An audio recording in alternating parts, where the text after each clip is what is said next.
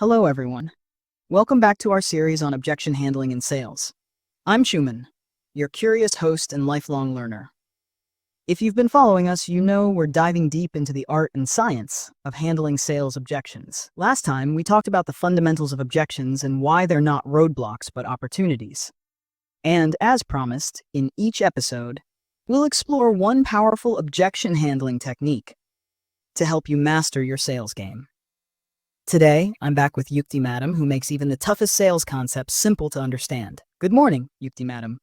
Good morning, Schumann, and good morning to all our listeners. It's wonderful to be back. Madam, I'm curious. What are we learning today? Well, Schumann, there are many techniques to handle objections effectively, but let's start with one of the simplest and most versatile ones, the feel, felt, found technique. Feel, felt, found? Sounds intriguing. What's it all about? Let me explain. The feel, felt, found technique is all about connecting with the customer.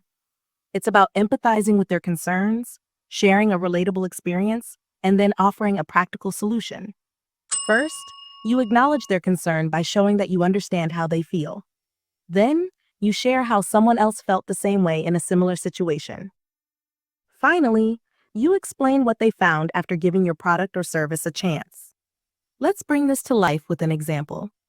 Imagine you're offering a retirement savings plan, and the customer says, "I'm not sure I can commit to saving this much every month." Here's how you could respond. First, you start with the feel step. I completely understand how you feel.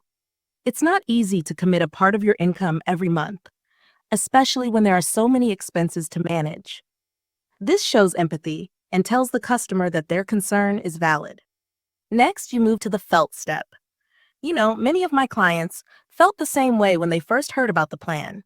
They were also unsure if they could stick to it consistently. Here, you're showing them they're not alone in their hesitation. Finally, you bring in the found step. But what they found was that once they started, the plan helped them build a habit of saving.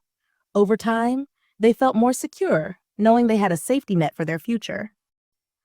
And they also appreciated the flexibility the plan offered if their financial situation changed.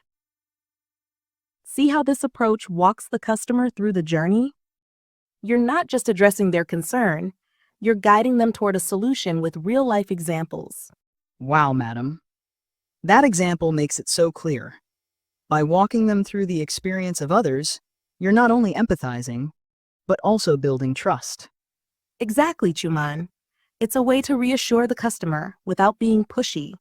You're showing them that their concern is valid, but there's a path forward based on others' experiences. Madam Yukti, I think I've got the hang of this feel, felt, found technique. But as you always say, practice is key. How about I try it in a scenario? That's the spirit, Chuman. Go ahead. What's the scenario? Let's say the customer says, "Why should I consider your product when there are so many options in the market?"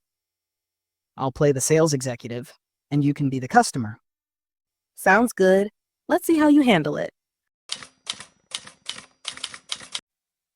Good morning, madam. Thank you for your time today. I understand why you might feel overwhelmed with so many options. Yes, there are so many products out there. Why should I choose yours?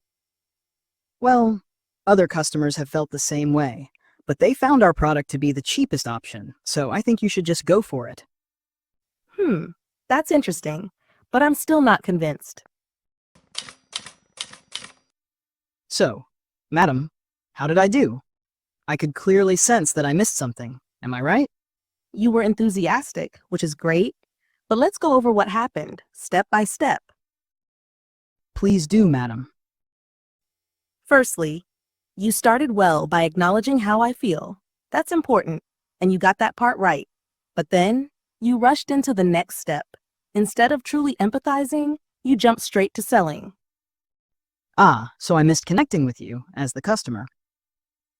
Exactly. When you said other customers felt the same way, it sounded rushed and generic. It's important to personalize the felt part. For example, you could say something like, "One of my other customers who runs a small business felt the same way because they were overwhelmed by the choices." Right. It needs to be relatable and specific. Exactly. Now, let's talk about the found part. You said our product was the cheapest option. While it might be true, it's not always the most compelling reason for a customer to choose you. By focusing only on price, you risk undermining the value of the product. I see. So I should have highlighted the unique benefits instead of just price? Precisely. For example, you could have said, they found that our product not only saved them money, but also provided excellent customer service, which made their decision easier. This ties the value back to their needs. Got it.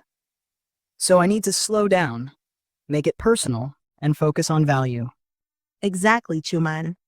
And here's an important point to remember. It's not just about following the feel, felt, found technique as a formula. It's about genuinely connecting with the customer. The more sincerely you empathize with them, the more likely they'll trust you. Let me share a few practical tips to make this technique even more effective. First, be genuine. Don't just say feel, felt, and found as if you're checking off a list. Customers can sense when you're not being sincere, and it can make them disengage. Second, relate honestly. When you share the felt part, make sure it's based on a real example or something relatable. Avoid making up stories or overpromising. It's better to stay authentic. Third, focus on value.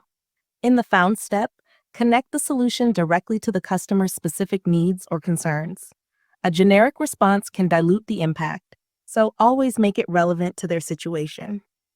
And finally, watch your tone. Keep it empathetic and polite. If you rush through or come across as overly aggressive, the customer might feel unheard or unimportant.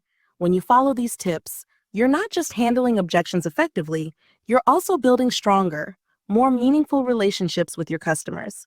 And that, Chuman, is what makes a true sales professional stand out. Got it.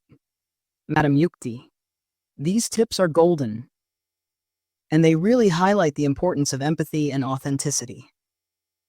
Madam Yukti, this has been such an insightful discussion. Let me try to summarize what we've learned about the feel, felt, found technique. Of course, Chuman, go ahead.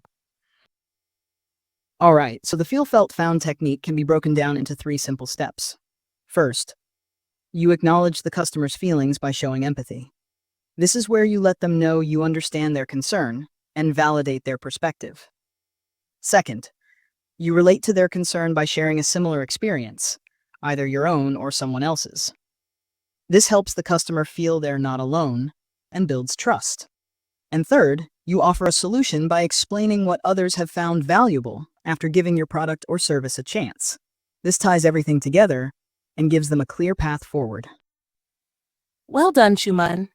That's a perfect summary. It's simple, effective, and powerful when done right. And the best part is, it doesn't feel pushy. It's all about building trust and guiding the customer.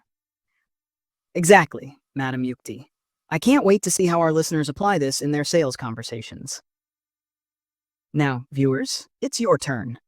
Think of an objection you often face, whether in your sales career or even in daily life, and try applying the feel, felt, found technique to it.